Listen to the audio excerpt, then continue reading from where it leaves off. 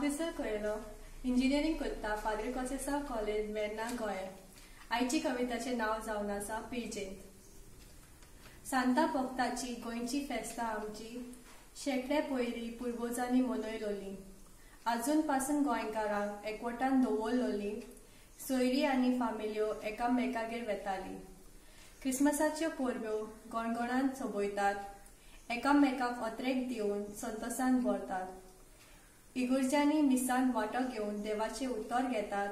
आमच्या जिवितांत बोलोवणी जावन खुशाल आमी आसतात। घरा फुडल्यान आंगण्यात आमी माटो घालताले। चुट्टां मोलां लावन सोबीत आमी नेटयताले। जमीन पेटोवंक कितले दीस तयारी करताले। सोयरी दायरी येवंक घर आमची आदीस भरताले। वाड्यार दुकोर मारून एकवट बरो उरतालो। चेडे चेडू मोगान पडून बरो वेळ आसतालो। जाणटेलो सोयरीकत करून बरो सुमार काडटालो।